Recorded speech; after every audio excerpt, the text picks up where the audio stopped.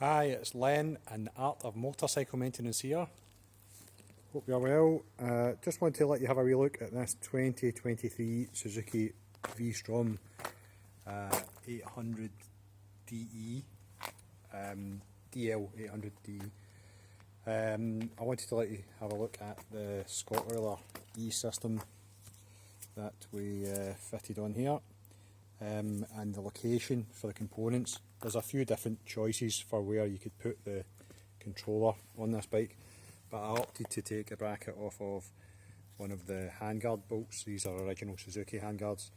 That allowed me to follow the wiring of the left hand switchgear and the clutch cable quite neatly.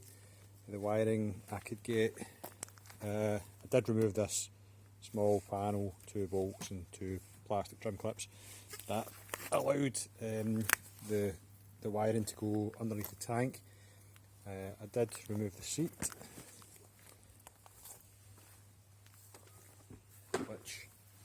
and I did remove this blue plastic panel here. There wasn't a lot involved in removing that, and that allowed me to run the cabling to the battery terminals where the Scottoiler takes power and earth, permanent live.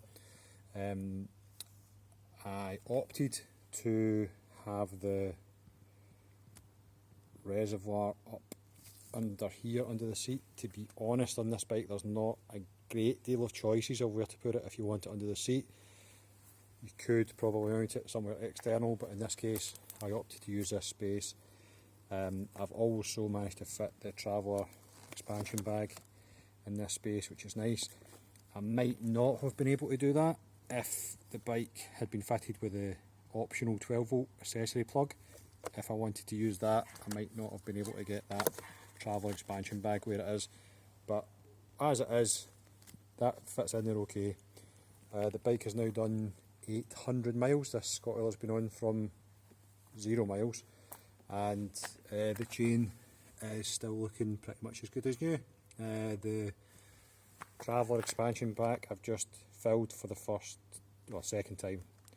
I filled it at 0 miles. I filled it again now at 800. It wasn't actually empty. Could probably have done 1,000 miles, I would say. There's a few options for where to fit the dispenser, the oil dispenser on this bike as well. Scottoiler would always recommend having it on the lower of the run of the chain and oil in the sprocket. In this case, I've fitted the delivery nozzle here, and it drips onto the chain as the chain's moving forward. That has actually worked quite well. It doesn't work well on all bikes, but it's worked fine on this one. So I'm not saying that's the only place you could fit these components. You've got a few choices of where to put the controller at the front, you've got a few choices of where to put the reservoir at the back, and you've got a few choices of where to put delivery on the sprocket. But this has worked really well for me so far, and I'll post later videos for updates if need be. Hope you're good. Thank you. Bye.